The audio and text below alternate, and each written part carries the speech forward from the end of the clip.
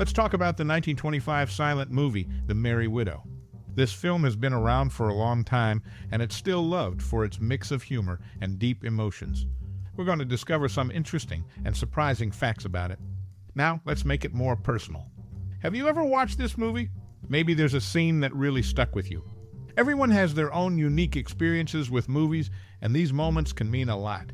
Also, we want to hear about your most memorable experience with this film.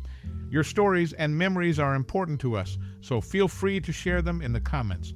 Keep watching as we explore more about The Merry Widow, a film that continues to be important to viewers almost 100 years later. The silent film adaptation of The Merry Widow, directed by Erich von Stroheim, presents a significantly different take on the original operetta by Franz Lehár. This version stands out for its darker, more somber approach, which diverges considerably from the light-hearted romance and charm that many associate with the source material. In this adaptation, John Gilbert portrays a character whose demeanor and intentions might not resonate with viewers expecting the traditional romantic lead. His interaction with Mae Murray's character, an American actress with a modern look and attitude, often clashes with the expectations set by the original operetta. Murray's performance, characterized by a contemporary hairstyle and a feminist demeanor, may feel out of place to those familiar with the more traditional interpretations of the role. The film's interpretation of the narrative leans towards a more macabre and sinister tone, which could be perceived as lacking the tenderness, love, and spirituality that fans of the operetta might anticipate. This stark contrast might be unsettling for viewers who prefer their romance narratives to be lighter and more gradual in their development. For those interested in experiencing The Merry Widow in a form that stays closer to Lehár's original vision, it may be more fulfilling to watch a live performance of the operetta. Alternatively, the Jeanette MacDonald and Maurice Chevalier sound version of the story offers a rendition that aligns more closely with the traditional and romantic elements of the operetta.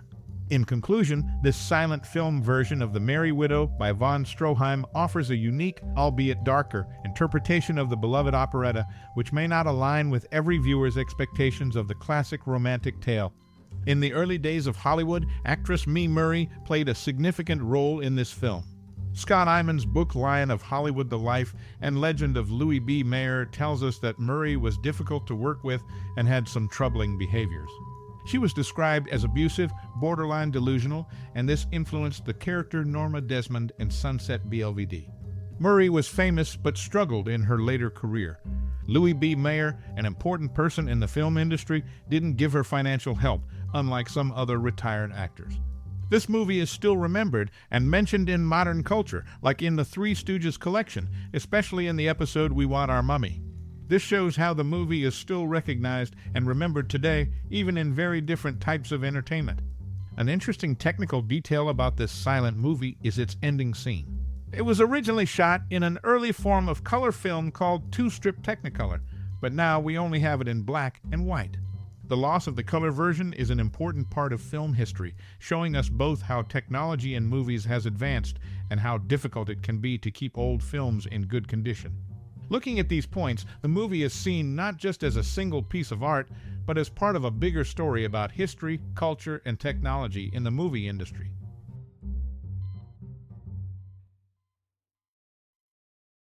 Erich von Stroheim's adaptation of the beloved operetta into a silent film brought a unique perspective to the story, diverging from the light-hearted romance of the original. His vision introduced a darker, more somber tone, transforming the narrative into something quite unexpected for audiences familiar with the operetta. This shift in tone was a bold move, reflecting the director's willingness to experiment and challenge conventional storytelling in cinema.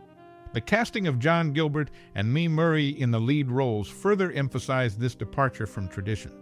Gilbert's portrayal offered a different kind of romantic lead, one that might not immediately resonate with audiences expecting the usual charming hero. Murray's performance, with her modern look and feminist demeanor, stood out as unconventional for the time. Her contemporary style, including a distinct hairstyle, presented a stark contrast to the traditional female roles in romantic narratives of that era. The film's approach to the story, with its macabre and sinister elements, marked a significant departure from the tenderness and spirituality that the operetta's fans might have expected. This interpretation challenged viewers' expectations, offering a different kind of romantic tale that some might find unsettling.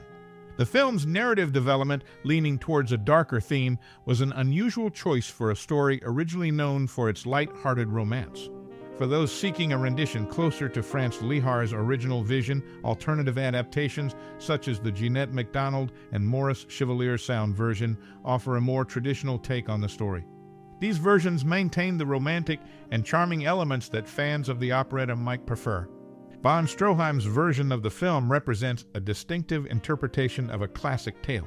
It showcases the director's willingness to explore and redefine narrative boundaries in cinema, offering viewers a unique experience that may differ significantly from their expectations of the classic romantic tale.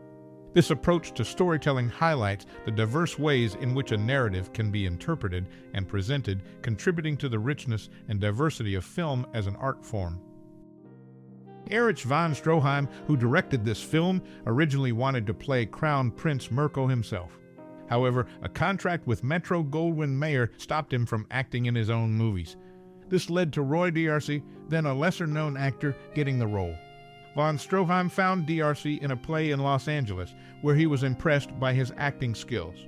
Louis B. Mayer, the boss of MGM, offered von Stroheim a bonus of $10,000 to finish the film in 6 weeks.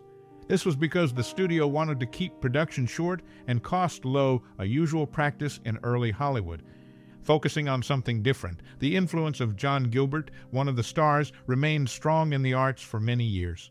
In August 2006, a one-man play called Silenced Idol was announced, focusing on Gilbert's life. Tony Matta created and performed it, with Jeffrey Vance helping to write it. This play shows how Gilbert, long after silent movies were popular, still had a strong effect on entertainment. These details give us a better view of what happened behind the scenes and how the people involved in this film left their mark. Their work goes beyond just this movie, affecting the movie industry and culture more widely. This film is not just entertainment, it's also an important part of early cinema history.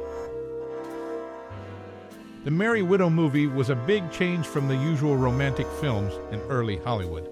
Directed by Erich von Stroheim, known for his unique style, the film had a darker feel than the light operetta it was based on. This made it stand out from other movies at the time. The actors chosen for the film also show with this difference.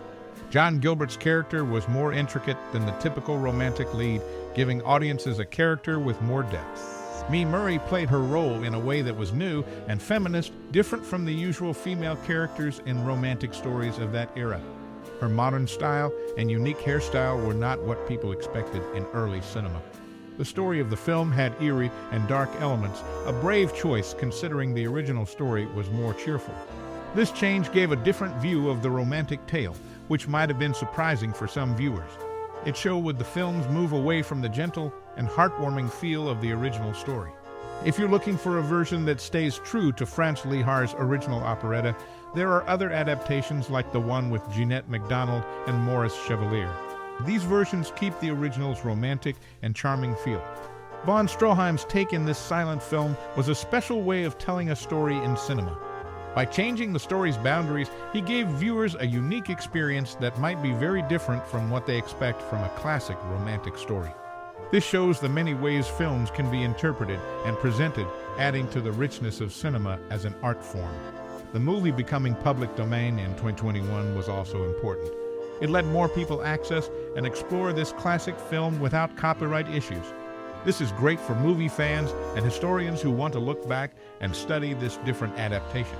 In summary, The Merry Widow is an important example of how early cinema tried new things with stories and characters. It shows the boldness of its creators and its importance in the development of film storytelling.